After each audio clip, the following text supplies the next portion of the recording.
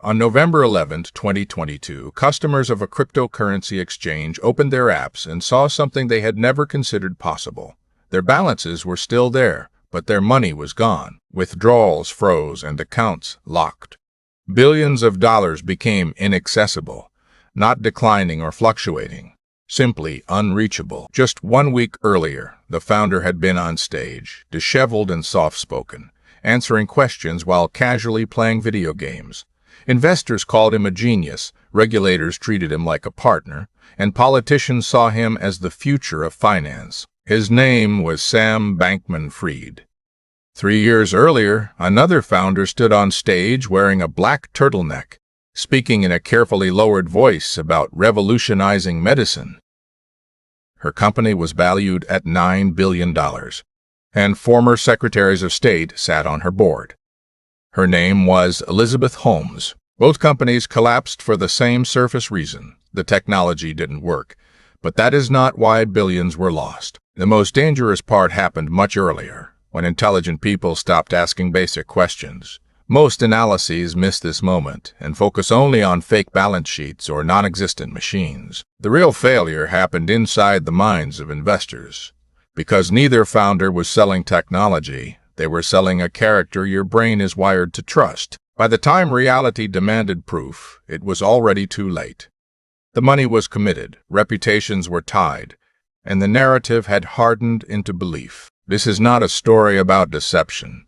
It is a story about why deception worked, and why it will work again if you don't see the pattern. Long before the money arrived and before the headlines, the story had already been written. Not in code or in a lab, but in identity. In 2003, a 19-year-old named Elizabeth Holmes dropped out of Stanford. The narrative was instantly familiar, a young visionary leaving the system to change the world. It echoed Steve Jobs and Bill Gates, myths investors had already learned to trust. But Holmes didn't just follow the script. She refined it. The black turtleneck was deliberate, and the deep voice was trained. Former employees later testified it was carefully lowered and controlled to project authority. Now, move to 2017 and a different founder in a different industry. Sam Bankman-Fried did not present as polished or elite. He did the opposite. Wrinkled clothes, messy hair, and playing games during investor calls made him appear careless. In reality, it was a calculated inversion of the same archetype. By that point, the Steve Jobs uniform had become too obvious, and investors had adapted.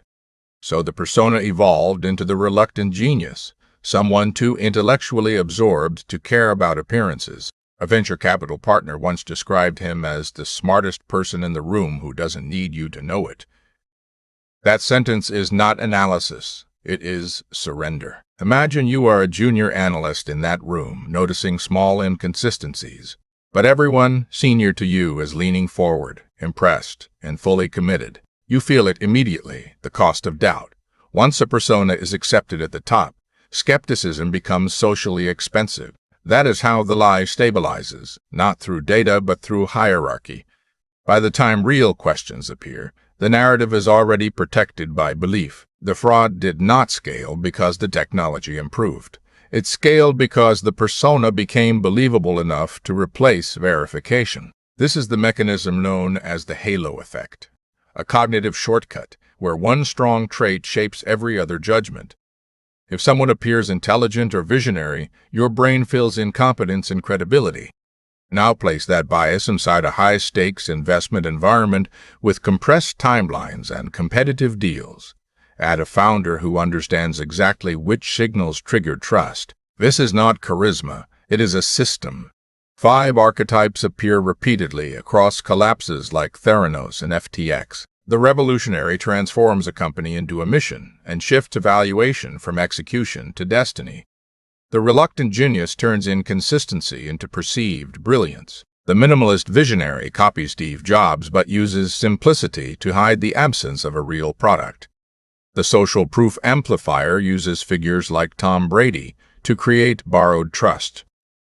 The authority shield installs powerful names like Henry Kissinger to make doubt socially costly. Combined together, these signals construct a reality that feels complete. None of these signals require a working product. They only require consistency in behavior and narrative. As long as the character holds, the system continues. It only breaks when someone asks a different question. Can this be verified independently? For years, nothing broke because no one forced it to. At Theranos, machines were rarely tested under real conditions. Demonstrations were controlled, and when Walgreens rolled out testing centers, samples were secretly routed to traditional equipment. The illusion held because substitution was allowed. At FTX, there were no machines, only numbers on a screen. Everything appeared functional until withdrawal pressure exposed the absence of real liquidity. In November 2022, the question changed from trust to verification, and that question required proof the system could not provide. The system froze and withdrawals halted. This is the real breaking point, when reality becomes unavoidable. When collapse comes, the narrative disappears instantly, but the damage does not. At FTX, over 1 million users became unsecured creditors overnight. A balance on a screen became a claim, not money. Imagine seeing $42,000 in your account, but being unable to withdraw it while life continues outside. At Theranos, patients received incorrect results and made decisions based on fabricated data. This is where financial fraud becomes human damage. Meanwhile, insiders exited earlier and retained access longer. Collapse is hierarchical, and belief sits at the bottom. Your only advantage is earlier recognition, not of numbers, but of patterns. Every case follows the same order: persona first, belief second, verification last. You must reverse it immediately. Strip away clothing, voice, biography, and endorsements, then ask only what can be verified independently. Where is the asset custody, and what happens under stress? What happens if you are completely wrong? Because every investor believed they had time. They didn't, and failure arrives instantly. Access disappears first, then truth follows. So the decision is simple. You either trust the archetype, or you verify the mechanism. Only one survives contact with reality.